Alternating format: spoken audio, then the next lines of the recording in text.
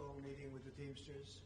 Over the years, I've employed thousands and thousands of Teamsters, and they've done a great job, especially in New York, where we have a lot of unions. I've had great relationships with the union. We're with Sean O'Brien, as you know, and Fred Zuckerman, and they're terrific people, great leaders, actually. And I think we had a very productive meeting. Stranger things have happened. Usually a Republican wouldn't get that endorsement. For many, many years, they only do Democrats, but in my case it's different because I've employed thousands of Teamsters, and I thought we should come over and pay our respects. And as you know, a big part of the voting bloc votes for me, a very big part. Some people say more than 50%. Nobody knows what the exact number is, but some people say more than 50% of the Teamsters vote for me. So we had a very, very productive meeting, I think, with a lot of Teamster representatives upstairs. Okay? Mr. President, the Teamsters also say they want to sit down with Nikki Haley. I'm curious, does that signal to you that they believe there's still a Republican race happening?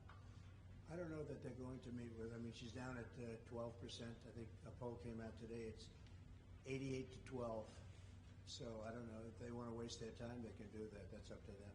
This week, President Biden said that he has already decided how he is going to respond to the attack on the 3 Americans killed. If you were in the White House today, would you strike Iran directly? It wouldn't have happened if I were in the White House. You would have never had this attack. You would have never had the attack on Israel. You would have never had the attack on Ukraine. You would not have inflation that was, just is destroying our country. The inflation is so bad. The damage done already by inflation has been so bad. And while it may be down, you're still up 30%. Prices are 30% higher than they were 4 years ago. And that's a bad thing. So you wouldn't have had any of that. But you wouldn't have had attacks on Israel. You wouldn't have had attacks on... You wouldn't have had attacks, period. They weren't attacking. I knocked out ISIS. We took over 100% of the ISIS caliphate. That was it. We pulled our troops out. Nobody's done what I did. And you would have had no attacks. Putin would not have attacked. Guaranteed. For 2 reasons. The oil went up so high under Biden that they made money by attacking. But for 2 reasons. The other reason is he wouldn't have done it against me. He would not have done it. We used to talk about Ukraine. It was the apple of his eye. He would have never done it. And Israel would have never been attacked. Would have never been attacked. And China wouldn't be talking about Taiwan. So all of these things that, it's so sad to see. And now here we go with the Middle East again, dropping bombs all over the place. It would have never happened. As a former Mr. Trump, I'm sorry, go ahead. Mr. Trump, is it true that you're considering a 60% flat tariff on China and 10% for all other countries, including pre-existing? Well, I want to bring jobs back to the country. I want to bring jobs back to the United States. We were doing that under the Trump administration at a level like nobody had ever seen. We saved the steel industry. Now, U.S. steel is being bought by Japan. It's so terrible. But, yeah, we want to bring jobs back to the country, and sometimes tariffs can do that. But we will bring back millions of jobs to our country, and we're going to start making our product. And we started that process and did very well with it, and we will finish it up. But right now, a lot of the progress that we made, whether it's on the border, because we had the safest border ever, and now we have the worst border ever. And I mean anywhere. There's never been a border like this ever in the world, what's happening at our border.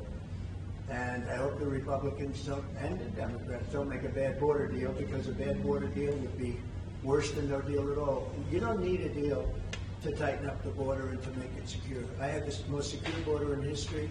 I didn't have a deal. I didn't have a bill. I said, no people are coming in. No drugs are coming in. We don't want to have human trafficking, which nobody even talks about.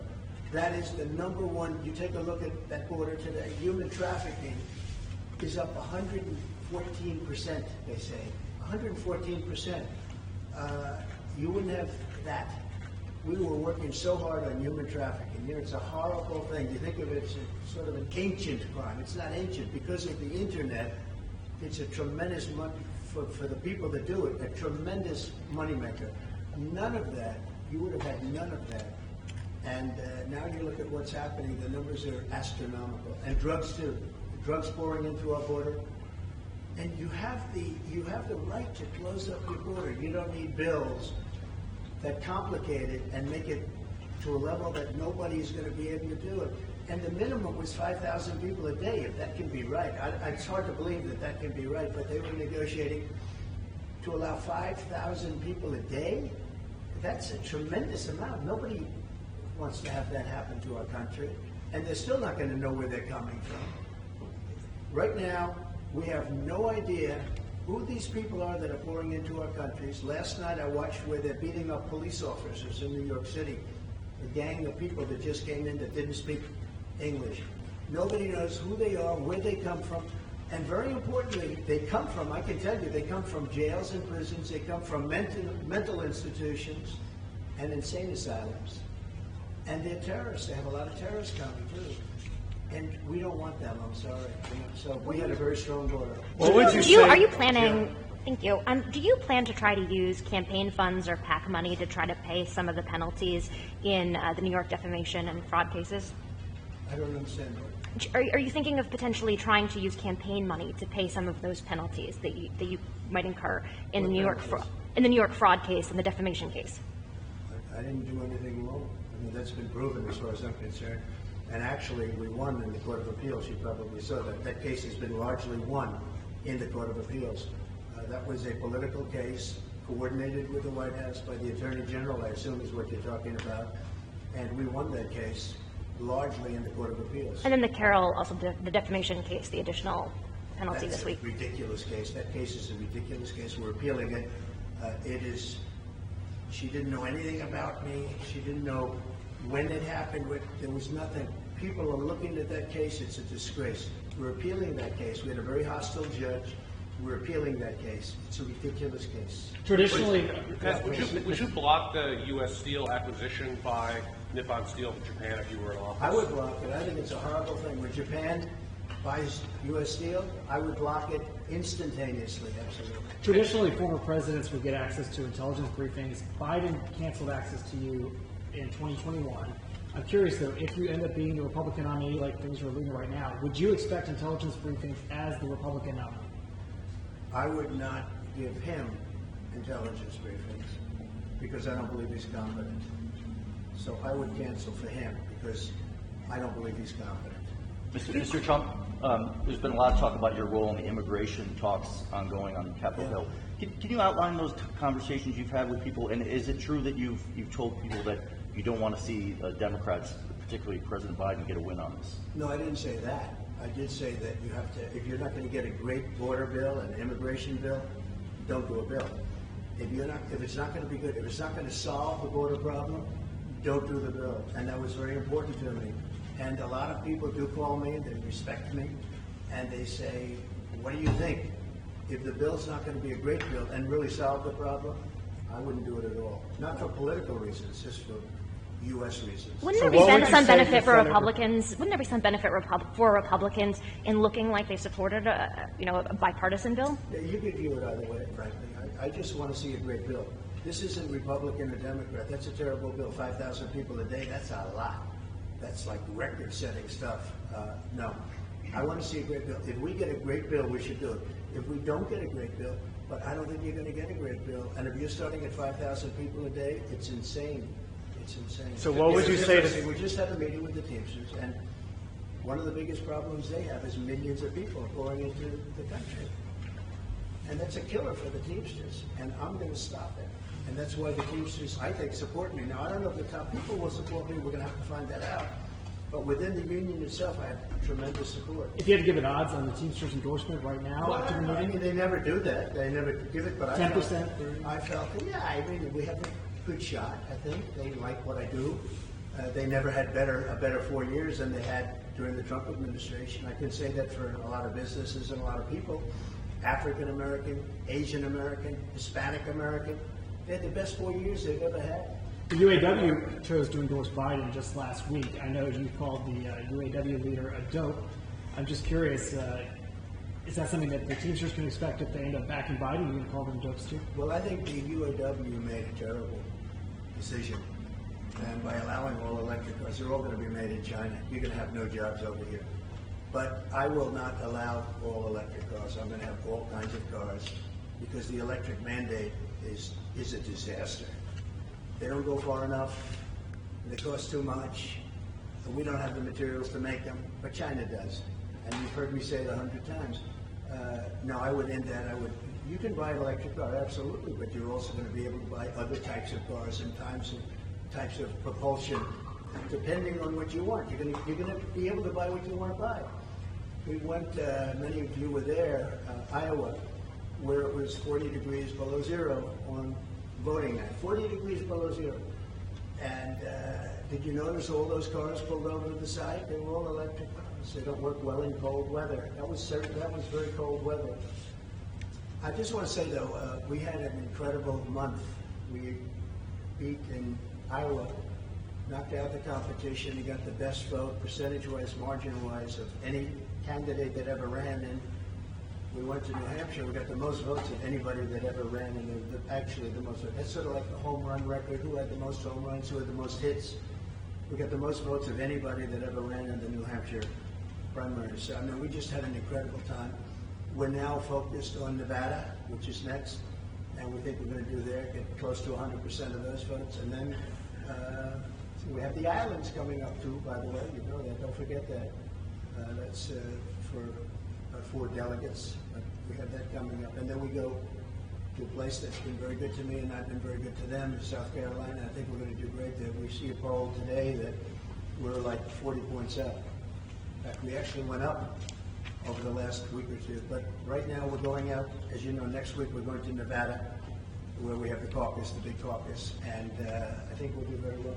Mr. President, you've criticized Joe Biden for being soft on China, but your former trade representative said that he's praised Biden's policies and said he's had great respect for Catherine Tai. How can you campaign against policies and a platform that your own team has? I don't understand the question. Go ahead and say it again loud. Oh, sorry, excuse me. Your trade representative has praised. Which one? Bob Lighthizer. Okay. Has praised Joe Biden's policies on his approach to China and said he has a great respect for Catherine Tai. How can you campaign against a platform that your own team has said positive? Well, I don't know her. I can only say that the tariffs should be higher, in my opinion. And I have a lot of respect for Bob. He's done a great job. I mean, he's really been very good and highly respected. I think he's got a friend. I don't know her, but he's friendly. Are you considering tariffs as high as 60% for Chinese goods We're going and to 10%? see what happens. We're going to see what happens. What I want to do is bring back manufacturing into our country. Would you I want to consider- make the cars sold by China in here, in the United States, and I think we'll do that. And I had a very good relationship with China. It came apart when we had the COVID situation. I didn't want to, that was a step too far. What happened there was a step too far. And I said from the beginning it was Wuhan, and it was Wuhan. But I had a very good relationship with China. But we want China to manufacture here. We don't want China to make their cars in China. And, you know, Bob and I have these discussions all the time. And there's pros and cons, but there's not very many of them. The fact is, we want them to manufacture, we want them to spend money in this country, but if they're going to sell cars in this country, they should make them in this country. We want them to make them in this country. We want them to put our workers to work. President Trump. Thank you all very much. Any other questions? What was Here the in mood in DC, the I'm just room? curious. I mean, you've repeatedly said DC is just falling off the map in terms of crime, in terms of other issues. You know, I'm just curious, now that you're here for the day, what would you do if back in the White House to actually make DC safer? I don't know if you saw, there was a pretty brutal carjacking in DC just this week that killed one man and seriously hurt another. Somebody who had connections to your campaign. So you used to come to D.C. and it was safe and you felt great, and you'd come in from Nebraska, you'd come in from Iowa, you'd come in from different places, and you'd say, wow, this is so beautiful, so safe, so nice. Now you come in and you have a good chance of being shot. There are 3 people killed last week too. So, you know, it's just the crime has got to be. You have to have strong, tough procedures on law enforcement, and they don't have that. And I know a lot of the police in D.C. got to know they're great, but they're not allowed to do their job. You have to let them do their job. It's a crime fest right now, and we can't have that. Also, physically, graffiti all over the place, garbage all over the roads, medians falling down on the roadways. I mean, when foreign leaders come to this country, they probably look around and they say, this is D.C., the graffiti is horrible. You'll have white columns, beautiful white columns, and you'll have a swastika on the white column. It's got to be, the place has got to be cleaned up, it's got to be made great again, to be very honest with you, because it was something so special. You think about over the years.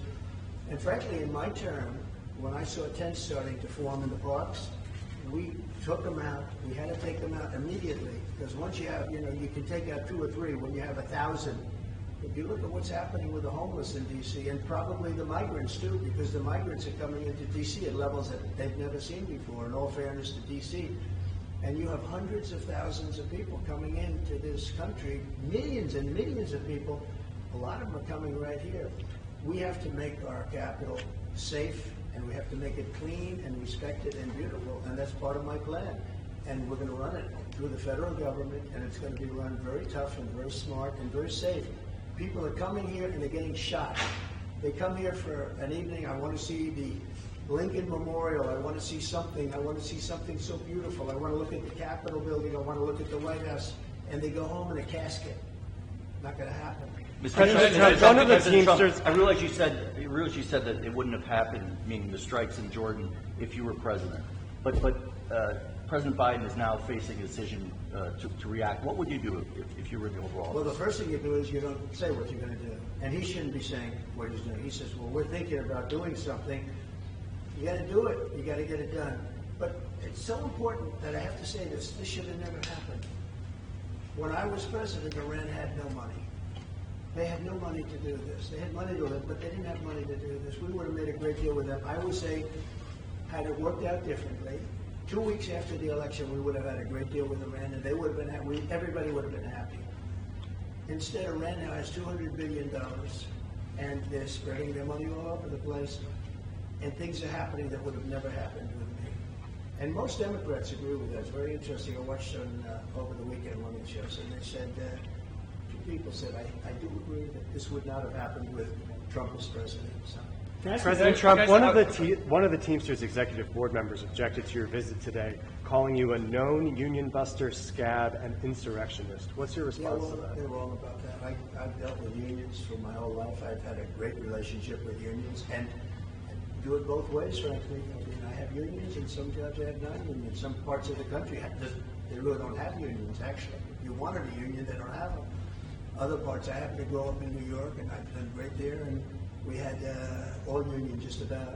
Now, I could have gone a different way, but I didn't. You have companies that will build non-union in New York, but I didn't do that, and I think they respected that. I think we had a great meeting today. It's going to be very interesting. Nice to see you all. What was the mood in the room? What do you say to American manufacturers and American business owners who argue that the country needs more workers, not fewer? They need, they don't want the border closed down, as you said in the press release this morning. Well, most people need it closed down, and I can tell you, and people feel differently about different things, but the unions and the Teamsters, if they don't have it closed down, they're not going to exist. They're not going to be able to exist. So thank you very much. What would you say to Senate Republicans who vote for the bill even after you've expressed your I think they're opposition? making a terrible mistake if they vote for the bill. This is a terrible bill for our country. It's a terrible bill. 5,000 people alone. Don't even look at the rest of the bill. 5,000 people a day coming into our country. Who's negotiating this bill? It'll be a terrible bill. Thank you all. Thank you. See you on the trail. How's your hand? Is it? It looks like it's better now. My hand? Yeah. Remember what happened the other day? What was wrong? You didn't see the photos coming out of Trump Tower? No. Okay. What was wrong with it? The other one. Yeah. Okay. You don't want to tell us what happened with the hand? Nothing. Maybe it's AI.